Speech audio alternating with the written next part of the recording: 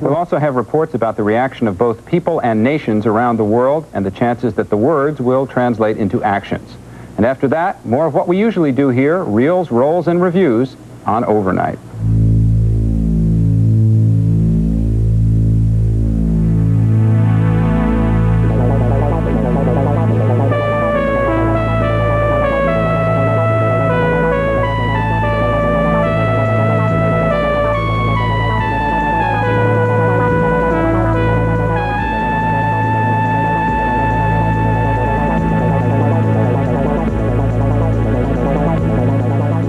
As the Secretary of State says, the whole world is waiting for the Soviet Union to tell the truth. The Soviet reply seems to be, let it wait. There are reports the Soviets have recovered some of the bodies from the Korean airliner shot down by a Soviet fighter plane. The Soviet Union won't say about the bodies, but then the Soviet Union won't say it shot down the plane either. We will show you some of what the Soviet Union did say Friday at the UN and to its own people on Soviet TV, and some of what our Secretary of State said. But we will begin with the President and what might and might not happen now. So far, the attitude seems to be do nothing at once. Correspondent Emery King begins. Although the White House will not detail what the President will do as a result of the incident, officials are talking privately about what Mr. Reagan might not do. A senior administration official said it is unlikely the President would approve economic sanctions against the Soviet Union, and he added it is unlikely the President would want to discontinue arms control talks with the Soviets because, in his words, the stakes are too high. Upon his return from California, the President reviewed a range of options with National Security Agency officials, options designed to bring a measured response, according to his aides. Following the 2-hour meeting, Deputy Press Secretary Larry Speakes explained a measured response as one that would focus world outrage on the Soviet conduct and assure no recurrence of such an incident. Speakes acknowledged the administration is considering action on its own as well as action with other countries. There was no softening of rhetoric in Washington, Speakes' words reflecting the same outrage the President himself expressed before leaving California. What can we think of a regime that so broadly trumpets its vision of peace and global disarmament, and yet so callously and quickly commits a terrorist act to sacrifice the lives of innocent human beings? What can be said about Soviet credibility when they so flagrantly lie about such a heinous act? What can be the scope of legitimate mutual discourse with a state whose values permit such atrocities? And what are we to make of a regime which establishes one set of standards for itself and another for the rest of humankind? The President will receive even more options tomorrow before reviewing congressional leaders on Sunday. The White House said Mr. Reagan will not make a decision before that meeting. Emery King, NBC News, at the White House. The intruder plane had deviated from the existing international route in the direction of the Soviet Union's territory by up to 500 kilometers and spent more than 2 hours over the Kamchatka Peninsula, the area of the Sea of Okhotsk and the island of Sakhalin. In violation of international regulations, the plane flew without navigation lights, did not react to radio signals of the Soviet dispatcher services, and made no attempt to establish such communications contact. It was natural that during the time the unidentified intruder plane was in the USSR airspace, Soviet anti-air defense aircraft were ordered aloft, which repeatedly tried to establish contacts with the plane using generally accepted signals and to take it to the nearest airfield in the territory of the Soviet Union. The intruder plane, however, ignored all this. Over the Sakhalin Island, a Soviet aircraft fired warning shots and tracer shells along the flying route of the plane. Soon after this, the intruder plane left the limits of Soviet airspace and continued its flight toward the Sea of Japan. For about 10 minutes, it was within the observation zone of radio location means, after which it could be observed no more.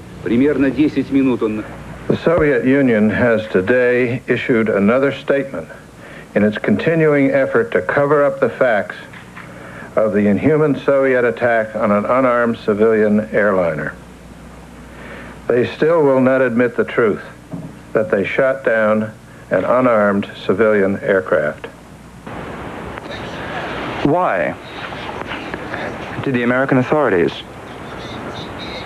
who now are resorting to various types of impudent insinuations with regard to the USSR. Why did they not try to get in touch with the Soviet side and give the necessary data about that flight? The United States was not aware that the Korean airliner was in jeopardy until after it was shot down. Our first knowledge of this incident was based on subsequent analysis of Soviet defense activity. The American side not only officially recognizes the fact of the violation by that plane of a Soviet airspace, but also gives us data from which we can see that the relevant American agencies have most carefully followed the flight over its entire route. The Soviet Union is clearly engaged in an effort to divert attention from its own actions by false claims of a U.S. intelligence connection with a Korean civilian airliner. The intrusion into the airspace of this plane cannot be regarded as anything other than a pre-planned act.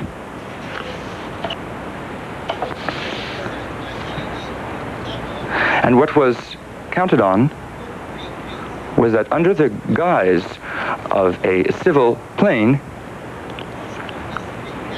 it might be possible, without hindrance, to carry out special intelligence mission. The Soviet Union must accept the responsibility for having shot down an unarmed commercial airliner, taking the lives of 269 human beings. No cover-up, however brazen and elaborate, can change this reality or absolve the Soviet Union of its responsibility to explain its behavior.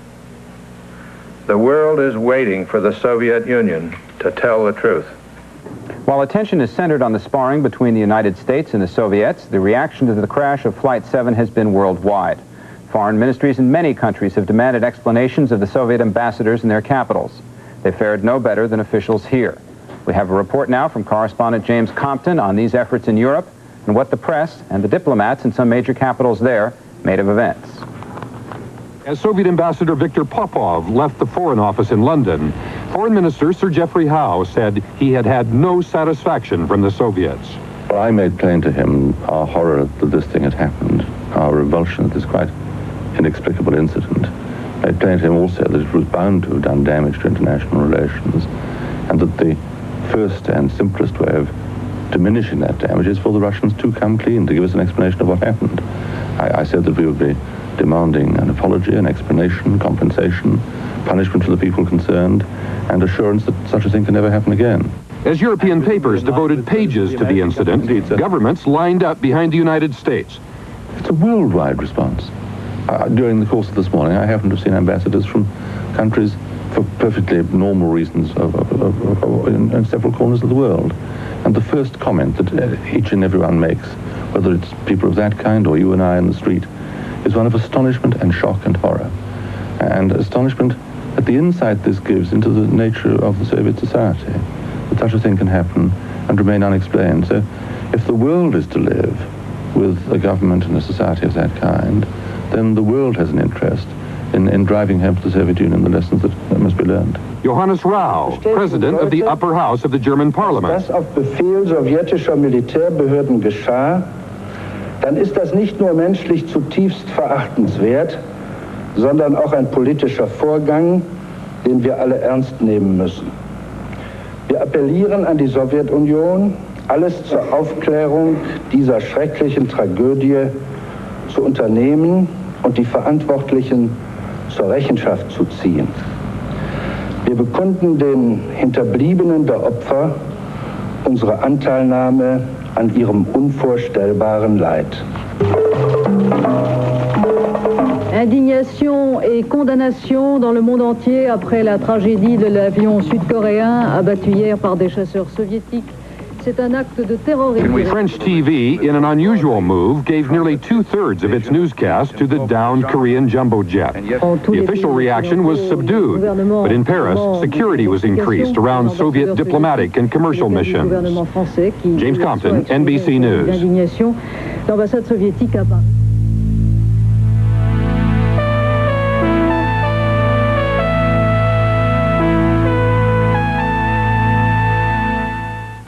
Where do business people turn every week for the dramatic events that unfold in business every week?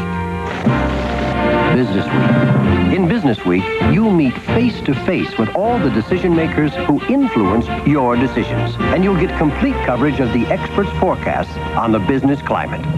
Whether it has to do with oil or alloys, Business Week tells you what's happening and why. Week after week, you'll pick up crucial signals right from the source.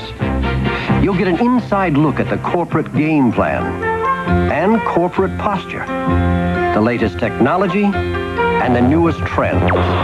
In Business Week, you'll see which products will and won't leave their mark. It's all there for you, week after week after week, in the most concise, accessible form possible. And that's why you can't do without Business Week. Subscribe to Business Week right now, and you'll get 32 weekly issues at the low basic rate of only $24.95. That's just 78 cents an issue. A savings of more than 60% off the cover price. And along with your paid subscription, Business Week will send you one more valuable business tool, the Business Week telephone, free. The Business Week phone plugs into any standard phone jack, and it's free with your paid subscription to Business Week. Subscribe to Business Week. You'll get 32 weekly issues for only $24.95. And remember, the Business Week telephone is free with your paid subscription. This is one business opportunity you ought to take advantage of. Order now. To get Business Week and your Business Week telephone, call toll-free 1-800-331-1005. 32 issues are just $24.95. This low basic rate saves you more than $39 off the cover price. Your telephone is free with your paid subscription. Call 1-800-331-1005. That number again, 1-800-331-1005. There's not much individuals can do when the issue is between nations, but they can make personal statements by demonstrating in the streets. There were many protests Friday in the aftermath of the crash of Flight 7, some organized by governments and some put together by community organizations. We have a series of reports about that. One proposal for concrete action that has surfaced, canceling grain sales to the Soviets. It would oblige Americans to back their talk with real sacrifice. In Chicago, governors from farm states had gathered to talk about the drought. We have a sampling of what several of those governors said about stopping grain sales, which would hurt their farmers. But first, the protests. In Korean or English, the message was clear. Stop Soviet aggression. Take action now. They cried with the victims' families. And they burned the Russian flag. Later, they marched up First Avenue to the Soviet consulate. Here, the only trouble of the day, a brawl, when they were not allowed to go directly in front of the consulate.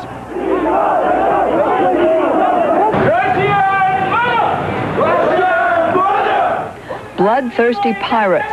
That's what Los Angeles' Korean community thinks of the Russians. Today, hundreds of Koreans demonstrated in front of the federal building. They carried signs in English and their native language. But you didn't have to understand the writing because the anger and disgust showed on their faces. Korean community leaders want all of the Russian consulates in the United States shut down immediately. They say a grain embargo is too symbolic for retaliation. The leaders believe the United States may be running out of options. Families of the dead passengers gathered to grieve at home. But other Koreans expressed their fury openly. High school students interrupted their studies for an anti-Soviet rally. Other spontaneous demonstrations were scattered throughout Seoul. One man wrote a message in his own blood, asking why his country must suffer such disasters.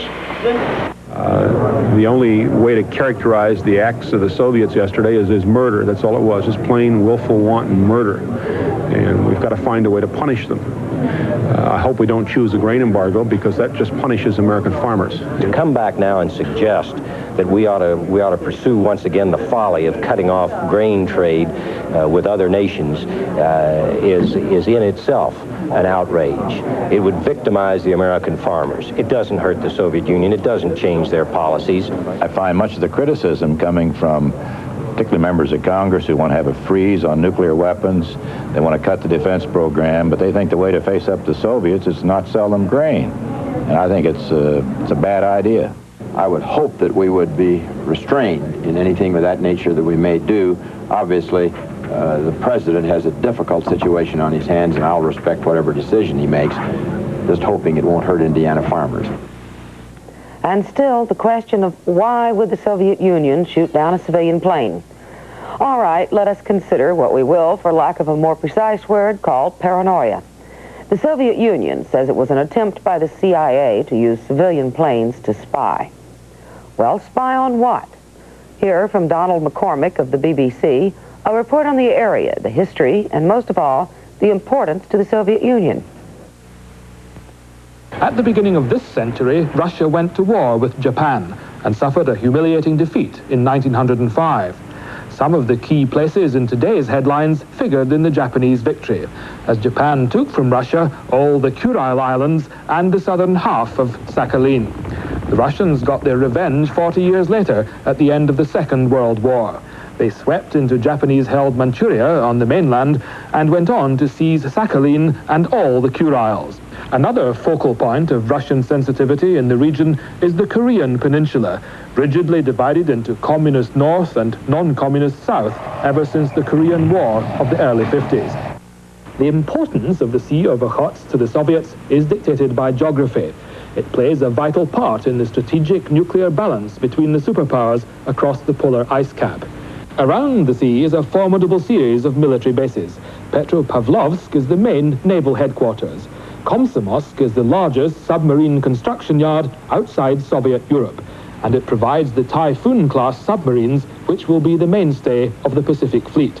The Typhoon will fire the brand-new SS-NX-20 missile, which will be able to reach America and can be fired from the security of the deep waters of the Okhotsk. That security is further guarded by the eastern air bases. The bulk of the Soviet interceptors are of the MiG Flogger class. There are also backfire bombers, which are equipped to attack surface ships.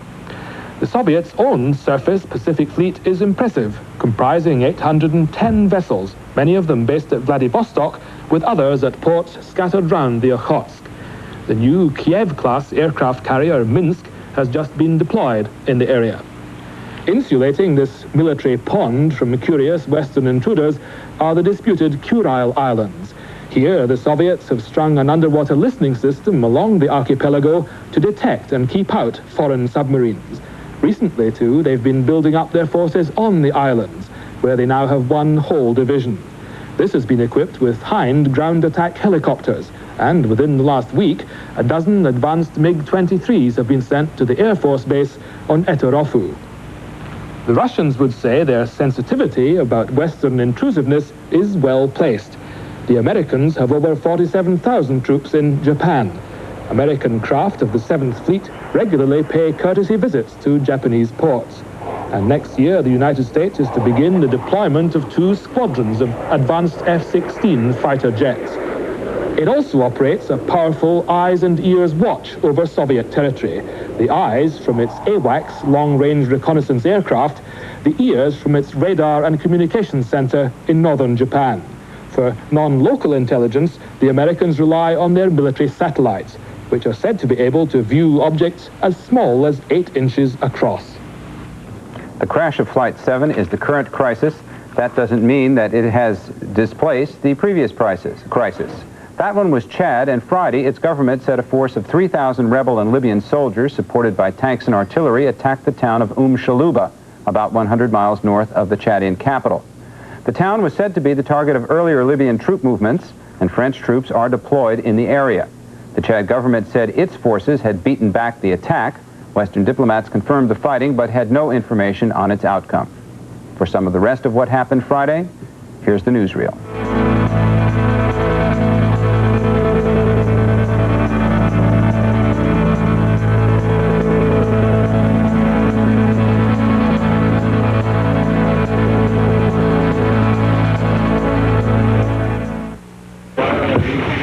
Shamir formally won his party's nomination to succeed Prime Minister Begin in Israel, and a coalition to form a new government was achieved partly with the help of Ariel Sharon, former defense minister. Shamir's success is a victory for the old guard. Shamir said he hoped negotiations to set up a new government would be done in just a couple of days.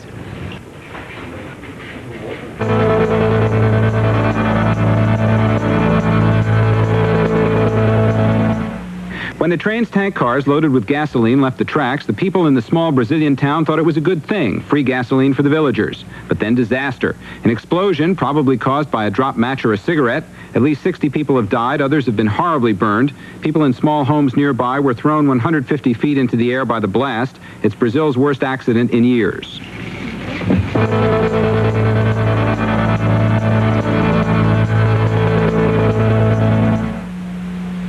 The shuttle... A big parade and military march past in Tripoli as Libya's Muammar Gaddafi displayed his armored might and fired harsh words at Uncle Sam. The occasion, the 14th anniversary of the Libyan Revolution and the overthrow of the monarchy. Colonel Gaddafi warned the U.S. to stay away from Libya, or else. He called for revolution in Egypt and the Sudan, but he had nothing at all to say about Chad.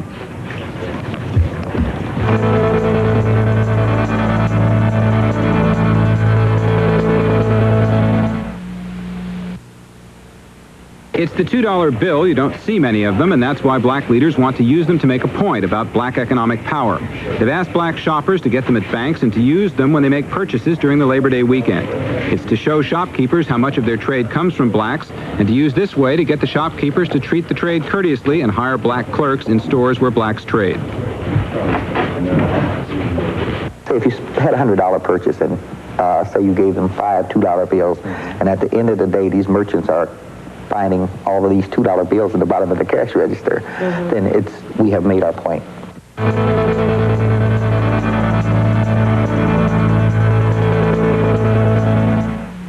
Here it comes, a new world's record set Friday in Rome's Olympic Stadium by Thierry Vigneron, a Frenchman who upped the height to 19 feet 1 1/2 inches. The old record was set just 4 days ago by another Frenchman.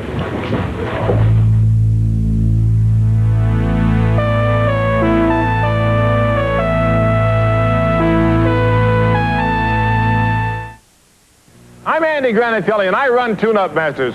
We have one guaranteed low tune-up price, just $49.95 for all cars. And every tune-up is backed by our 6-month, 6,000-mile, fully written warranty. It's honored at all of our hundreds of company-owned stores everywhere. Anytime you may have a problem, you can drive to the head of the line for priority warranty service at absolutely no charge. One guaranteed price, one great warranty. 2 more good reasons you can trust Tune-Up Masters, or my name isn't Andy Granatelli. Kearney Mesa Auto World, where 14 automobile dealerships represent almost every automobile manufacturer in the world. Kearney Mesa Auto World is all within seconds of each other, where 163 meets 805 between Claremont Mesa Boulevard and Balboa Avenue. At Kearney Mesa Auto World, 14 volume automobile dealerships have come together to get together with you. A world of difference, money difference. Kearney Mesa Auto World. We'll move the world for you. This weekend, Pacific Stereo is having Expo, a gigantic hi-fi, video, computer, and car stereo sale so big, you can't afford to miss it. Get super low prices on aisle after aisle, stack after stack of gear from the biggest names in the business. Sony, Hitachi, Technics, Pioneer, Atari. It's Pacific Stereo's biggest sale ever to hit San Diego. That's Pacific Stereo's Expo, 4 San Diego locations only. Ends Monday at 7 p.m. Be there! One thing we know for sure about kids, they never stop learning. They learn in many places and in many different ways. Kids learn more at home than anywhere else. Parents can make a big difference in how much a child learns. And that's why schools need parents as partners. Don't take your child's education for granted. Get involved. Your school will be glad to tell you how to help.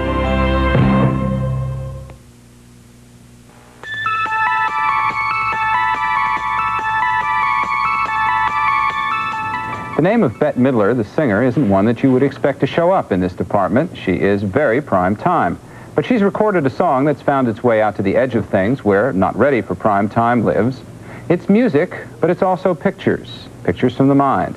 About something almost everybody who's here has had some experience with, back there.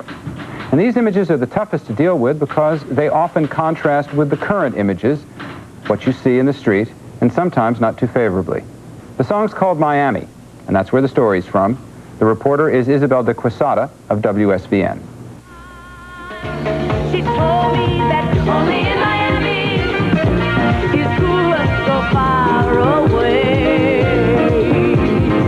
Only in Miami. Only in Miami is the new tune which brings nostalgia to Miami's Cuban exiles, in spite of its upbeat salsa rhythm. What really hit me because I'm Cuban. So, you know, that the song talks about the family, the son without a mother, you know, and the daughter without a mother. And that really hit me, you know, inside my heart. So that's why, you know, I prayed right away. What amazes most radio listeners is to hear American singer Bette Midler sing about being uprooted, a source of pain for Cubans who made a new life in Miami, but whose memories haven't faded away. Standing on the shoreline waiting, everyone anticipating. I can hear the broken-hearted say, only in Miami. But then when I was listening to Only in Miami Can Cuba Be So Far Away, I kind of thought about it, and then I kind of like remembered, you know, some of the buildings in Cuba, and you start remembering the stuff here in Miami, and the song makes sense. I said the song makes sense. It's a real nice song. I like it. How does it make you feel? Very sentimental. I cry sometimes when I hear it. I've heard it 1,000 times over, but I cry every time. And she cried for a child without a mother, and she cried for a son without a father, and she cried for a dog without a lover. The songs in demand at Super Q radio station were some 20 callers requested each day. There's no doubt this new song has made waves here in Miami. In the last 2 weeks, about 5,600 albums and cassettes have been sold. Only in Miami, that Cuba's so far away.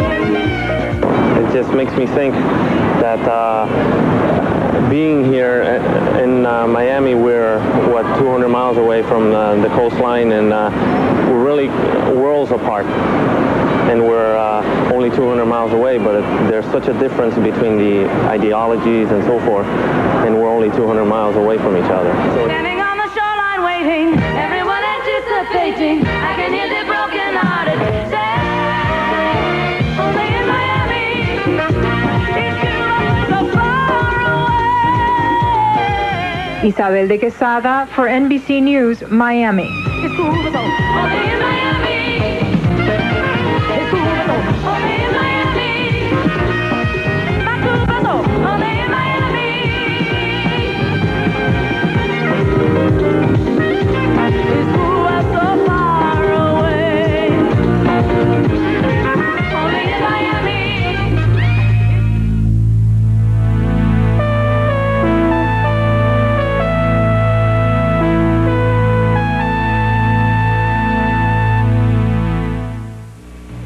Why do you insist on Preparation H? When you find something that you like and that works for you, you don't want to switch. I am not interested in experimenting anymore. I've tried other products and always come back to Preparation H.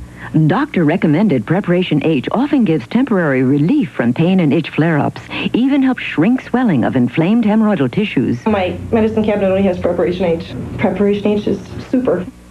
Preparation H relieves pain and itch, even helps shrink swelling. When Apple invented the personal computer, we were all alone in the world. But soon it seemed that everybody was trying to build a better Apple. Well, somebody finally did. Lisa from Apple. So advanced it puts us right back where we started. Alone again. Soon there'll be just two kinds of people. Those who use computers and those who use Apples. Darling, can't help but smile.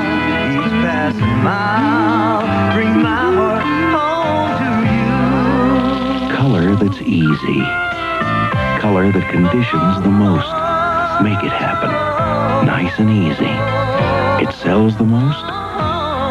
It conditions the most.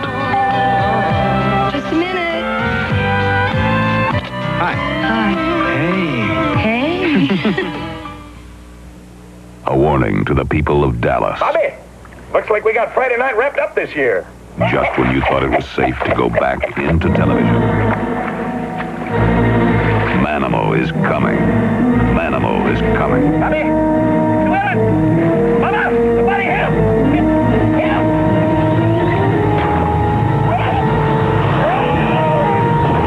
Manimal, Fridays this fall on NBC. Not your usual rubber ducky.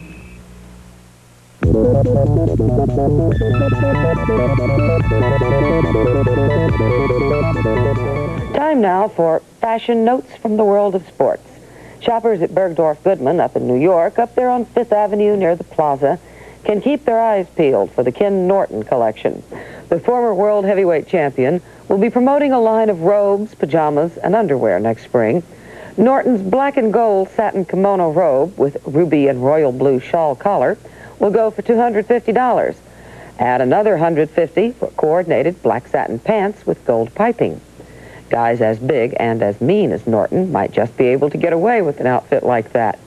And watch for the ad for tennis shoes with the simple slogan, McEnroe swears by them. So much for the sissy stuff. Here come the baseball scores on a roll.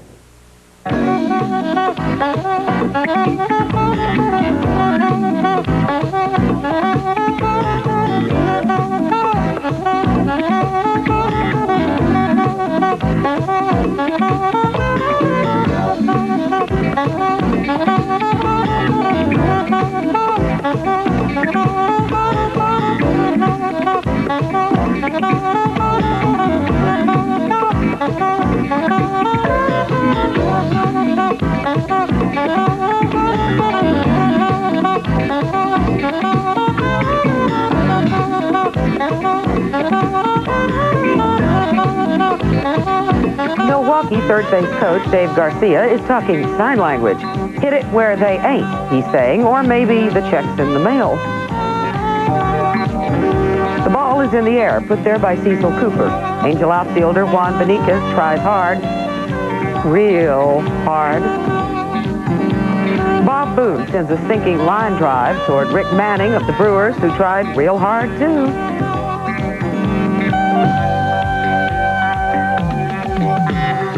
Too bad. Manning dropped the ball, the Brewers dropped the game. California took it 6-5. North of the border, ex-Bull catcher Gary Carter is victimized by the quick reflexes of Jerry Royce. So, why do they call them the Dodgers? Once again, it is time to play overnight's favorite sport, reaching. Karen O'Leary is a reporter at KHQ in Spokane, Washington. In an earlier life, I worked with Ms. O'Leary. She is sober, reliable, has good judgment, and used to cover sports. So when she sent us a story in which lots of people were playing a game and having fun, we put it here. And remember, you saw it here first. The engines are ready. The barrel is in place. And there's plenty of water. Get wet there. It's time for action on the firefighting line. The barrel fight has begun. It's like a tug of war, but off the ground. The key is to point the fire hose directly at the barrel and push it toward the other side. No matter which way you look, there's something going on. The teams are each made up of 4 volunteer firefighters. The hose they're holding has 125 pounds of pressure. That's about as much pressure as would be used to fight a fire. It's a lot of fun. What we do is a serious job, and this is a good way to have fun with the other firemen. The competition is serious, and each team practices its own techniques. Some guys have different ways. Some guys hold it in, and some guys like myself and Jeff Knutson with Mead will hold them out, and I like to use my finger as a pointer. Jeff Knutson is a name you hear often here. They say he's the best there is, and this is why. Another winner.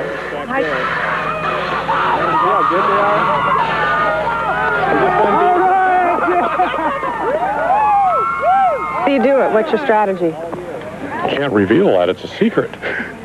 Everybody will win if we reveal our secrets. In the firefight game, you might say Knutson has everyone else over a barrel. Karen O'Leary for NBC News.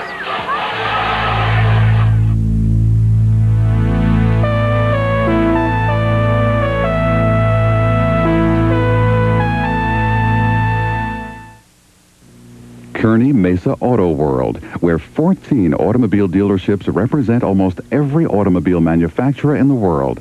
Kearney Mesa Auto World is all within seconds of each other, where 163 meets 805 between Claremont Mesa Boulevard and Balboa Avenue. At Kearney Mesa Auto World, 14 volume automobile dealerships have come together to get together with you. A world of difference, money difference. Kearney Mesa Auto World. We'll move the world for you. Unbelievably, it's almost a year since Princess Grace died, but we can all share memories of Grace Kelly in this week's People. People's portrait of this remarkable woman, from interviews with her friends, her loves, her family, will bring you very close to a true American princess. Plus, you'll enjoy People's other stories: Sting, the chief of police, Tom Cruise involved in risky business, how to survive a sorority rush, and much more. So pick up this week's People for yourself or your family with this fond tribute to Her Serene Highness. People is published by Time Life. You couldn't be there when little Michael Knight took his driving test for the 6th time.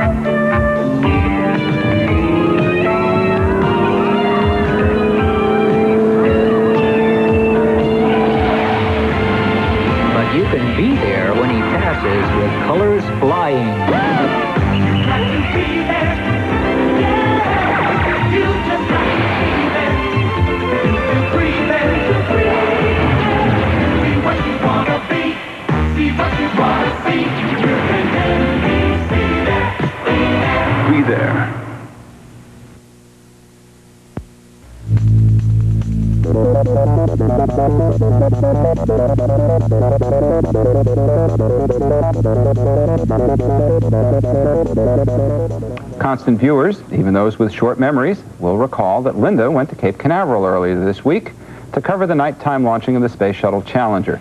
It was a spectacular event and, as things turned out, one of the few bright spots anywhere in the world. We think you'll agree as we bring you the week in review. 2 Marines came home. They died Monday when their positions in Beirut were shelled, and the peacekeeping mission in Lebanon became something else. We've taken casualties. We've taken deaths in that area. Families are now grieving for those killed. How can you say that it's not a combat situation? Talk of the War Powers Act. If invoked, President Reagan could not keep troops in Lebanon for more than 60 days unless Congress approved. But the administration resisted. I believe the continued presence of these U.S. forces in Lebanon is essential to the objective of helping restore the territorial integrity, sovereignty, and political independence of Lebanon. The week started with attacks by Muslim militiamen who turned streets into battlegrounds, testing the will of the Lebanese army. But the army counterattacked and, by Wednesday, regained control of West Beirut in an impressive show of strength. The fighting continues. President Reagan ordered 2,000 Marines to stand by at sea near Lebanon in case U.S. Marines on shore need reinforcement. I guess it's like 2 gangs fighting each other and you got innocent civilians in the way. It'd be what it's like. So, I don't like the situation at all right now. Personally, said Menachem Begin, I just cannot carry on. He had led his Herut party since it was founded in 1948 and led Israel as prime minister since 1977. But at 70, he was resigning, waiting only for the party to choose a new leader. It picked Yitzhak Shamir, short, tough, and nationalistic, a leader of the Stern Gang in the fight for independence, secret agent, and most recently Israel's foreign minister. The governing coalition Begin put together is strained. Shamir must hold it together if he is to become Israel's new prime minister.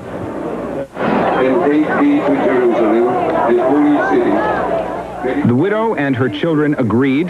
Benigno Aquino would be buried in his blood-stained clothes, his gunshot wound visible, and his funeral procession would move to Manila along the old Douglas MacArthur Highway.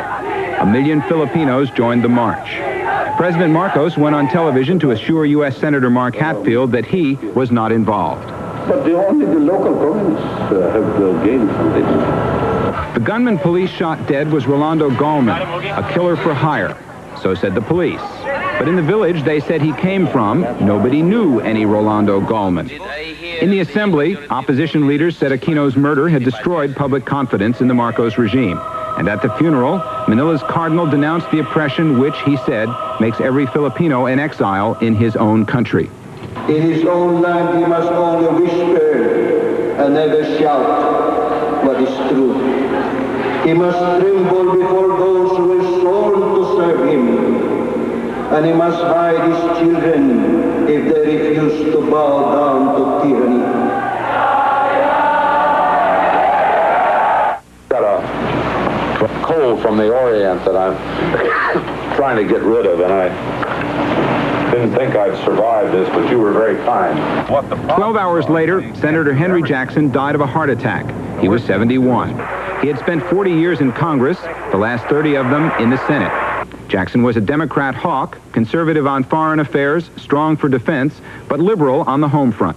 I say that the liberal tradition is in the pursuit of the truth, wherever it may lead one.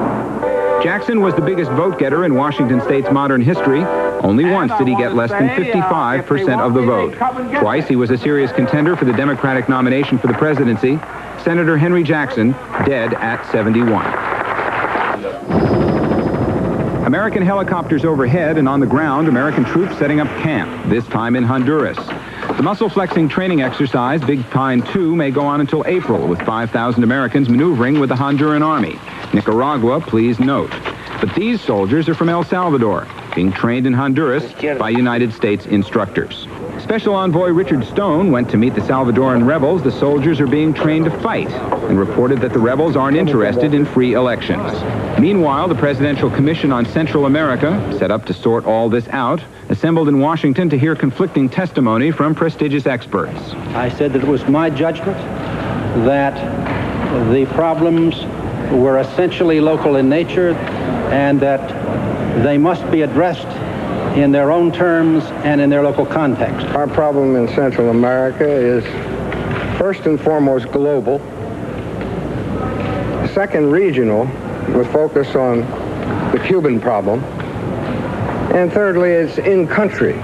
I've taken the position that as chairman I will not express an opinion, but we're very grateful to the distinguished leaders who appeared with us today, and I think we're making good progress. Thank you.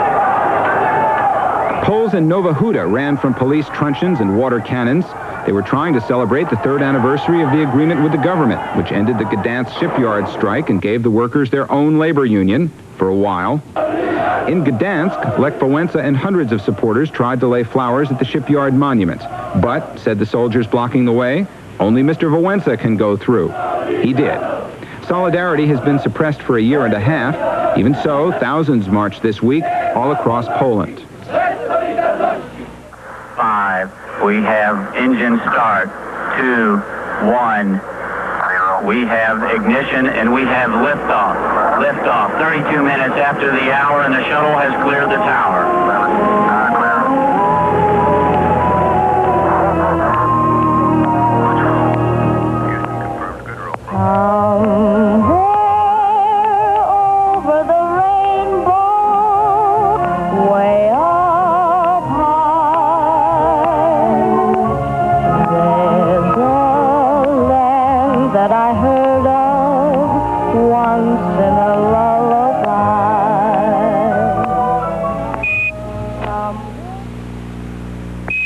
Good, Dan. And he's showing you how you can eat a carrot. Hands upside down or something. There goes the carrot. Someday I'll wish upon a star and wake up where the clouds are far behind me, where troubles melt like lemon drops away above the chimney tops. That's where you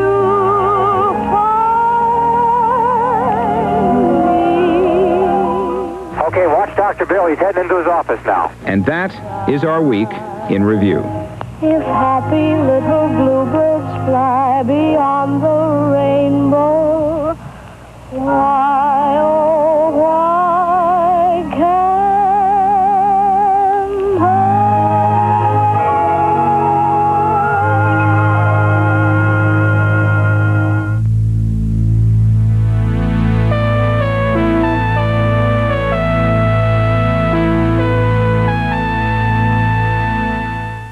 You can have longer, stronger, natural nails with the Lee Professional Nail Strengthener Kit, a two-step salon system with tough nylon fibers.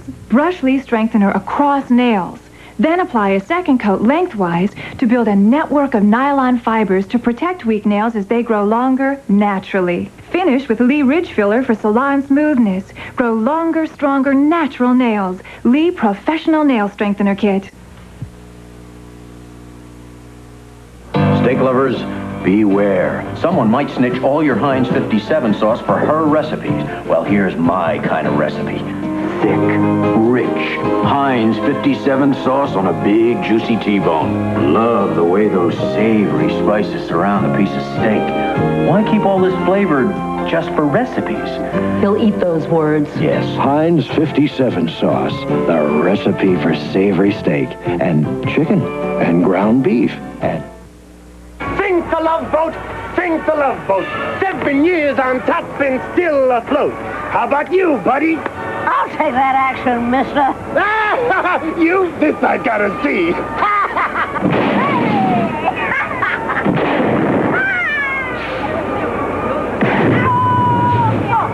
That was nothing. Wait till you see the rousters this fall. Rouster's gonna sink the love boat. Abandon ship, America. The finest cast ever assembled for television. David Soul, Sybil Shepherd, Chuck Connors, Susan Ansbach, Edward Albert, Noah Beery, Ken Curtis, Tom Shanley, and Sam Elliott star in a sprawling saga of burning desire. Unbridled passion, jealous rage, and insatiable lust. An epic tale of rugged men and the women they hungered to possess. The Yellow Rose, coming this fall. Growing up means leaving the nest, and part of being grown up is finding that the nest has finally emptied out. Cheers all around. Everybody gets to do what they want. But, as this story from Ann Davis of WIS in Columbia, South Carolina makes clear, that may land a person lots closer to home than either side planned on. Not too long ago, Michael Bemis told his mother, "I want to join the Army." His mother said, "Great, so do I." And now mother and son are both in basic training here at Fort Jackson. You don't see many mothers and sons in the Army at the same time. After all, the cutoff age for enlistment is only 35. Private Sheila Bemis beat that deadline by 1 year. She and her son Michael both joined up for training and career opportunities, although Sheila had to wait 17 years for her chance. 17 years ago, women just did not join the service. I had a father who would not sign for me, so I couldn't go. Mother and son are 3 weeks apart in basic training, so they rarely see each other. Still, word of competition between the two does travel, even though they disagree on whether they are competing at all. No, I joined the Army to challenge myself, to better myself, not to challenge her or anybody else. But when I saw him Sunday, he said that he was going to beat me on qualification. And I shot 34, so he's got to shoot over 34 to qualify. Is that pretty good? 2 away from expert. But the real competition may not start until the Army decides who should be promoted to officer. I found out the other day there is bets going around our hometown who's going to make rank first. Whoever gets that first promotion, both agree that the other one will just have to follow orders and salute. Ann Davis for NBC News, Fort Jackson, South Carolina. Mothers aren't going to get away that easily here. Max Sennett, a world-class mind when it came to slapstick, insisted a mother could never, in his movies, be hit with a custard pie. That wasn't funny. Mothers-in-law, yes. Mothers, never. Probably he was right. We're going to play this anyway. The premise is simple and not even new. A woman, in this case Nancy Barges of Erie, Pennsylvania, won a 10-minute shopping spree in the grocery store. The reporter is Harry Hairston of WICU, and if you're looking for a point to this story, well, don't worry your pretty little head about that. There is none. With her strategy all planned and good knowledge of the store's layout, all Nancy Barges could do was wait for the signal to go. The hours were clear, the clock was set, and the signal was given. Full steam ahead. First stop, the meat department.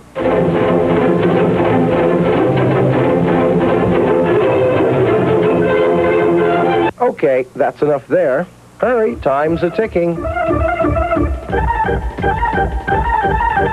Can't forget the frozen foods.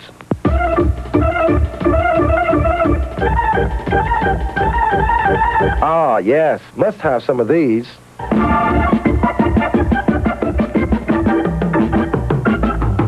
After things piled up, it was a final push, a kiss from her husband, a little longer wait than average at the checkout counter, and finally a little packing up to go home with $1,000.29 worth of groceries. In Erie, Pennsylvania, I'm Harry Hairston for NBC News.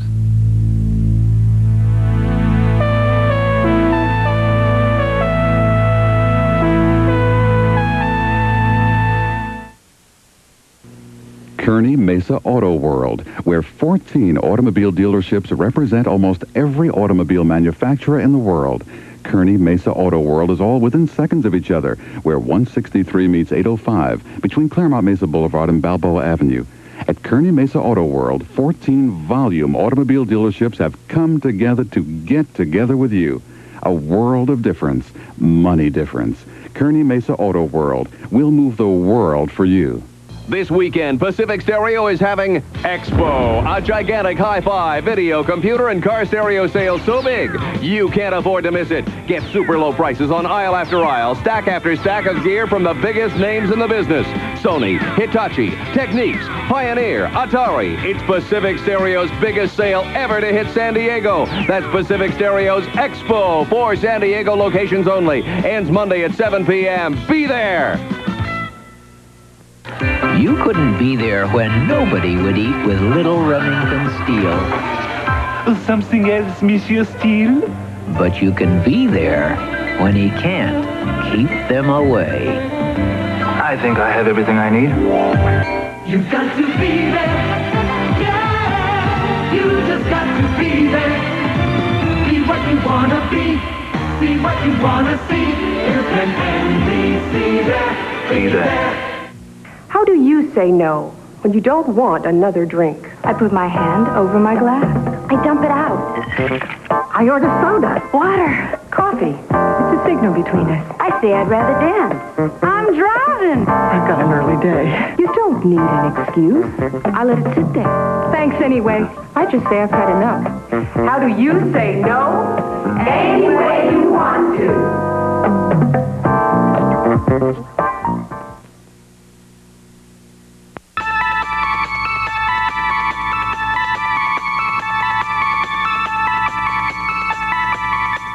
Here's the top story. The Soviet Union still refuses to admit it shot down a Korean airliner. But it does now admit it has recovered some of the wreckage of the plane at which the Soviet Union says nothing but warning shots were fired.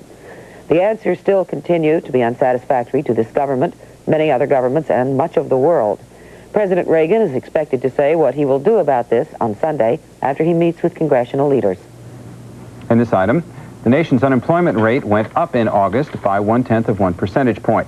It stands now at 9.4% after the first increase since December. Offset by gains in overall employment, the increase in the unemployment rate was termed too small to be significant. Insignificant to those who keep figures, perhaps, but not to those individuals the numbers represent. It is the Labor Day weekend. That means it will rain everywhere, except where it hails, right? Wrong, sort of. As the map shows, it will rain in some places, but not all places. To see if in your place the correct indication of affect is yay or boo, check the map. One of the small but important parts of television is what we call natural sound. It's the background sound which occurs in the scenes shown while the reporter talks. You don't notice it unless it isn't there. In this next piece from Don Downey of KCST Denver, the natural sound isn't there. And not, one suspects, because someone forgot to turn on the tape recorder. Imagine that you are 7 years old again, but you are totally deaf. And imagine that the world is still a great place. Well, that's what the Aspen School Camp for the Deaf is all about. 14 kids, most of them severely deaf, facing the challenge of a summer camp that sometimes seems more like boot camp.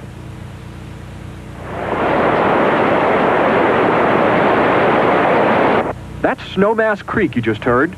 In their silent world, these children hurtle across its roaring water on a zip line. It's just one of the challenges helping deaf youngsters overcome their fears, helping them outgrow their sense of isolation. And it's very important. As you notice, we have a mixture. We have a limited number of hearing children in our camp. And the important thing, again, is for the children that don't have hearing to realize that the hearing child gets scared as he goes off that line, too. And that they're children. That this overcoming challenges is something that's needed within all of us. Aspen's Deaf Camp is 15 years old. During 2-week sessions, hearing-impaired children from all over the country learn to overcome their obstacles, learn when to reach out and when to fend for themselves. The message is can-do, positive thinking. I was telling someone, a hearing person here, when I first arrived, that if my hearing was handed to me on a silver platter, I wouldn't take it because I'm happy the way I am. What changed? We take the sounds of summer for granted, but through their eyes and with their hands, these deaf children create their own warm summer sounds in their own language. And I think through these kinds of projects and through good educational programs, they can live very, very satisfying, rewarding lives. For NBC News, Don Downey in Aspen, Colorado. More and more, it is possible for deaf people to enjoy more and more television. Some news programs are subtitled. Some programs have someone putting the words into sign language. That is well and good. But deaf people, as well as those of us who can hear, ought to keep in mind that television bears as much relation to the value of books as airline food does to food. Well, some television anyway. Why am I speaking about books? It has to do with the city of New Orleans, a mighty fine place to live, except for one tiny flaw. Due to circumstances beyond our control, this is the last edition of Overnight that will be seen in New Orleans for now. We're very sorry, and we would like to thank all of the nice people who've written or telephoned about it. Ah, well, that is how TV works sometimes. And while we do think the gentleman who said something about mooning the station was going a bit too far, we have a little idea. For the constant viewer in New Orleans who will turn on the TV set next week to find something else where we are now, may we suggest you occupy that hour with a good book. And so it goes. And if you don't like to read, why don't you move? Good night.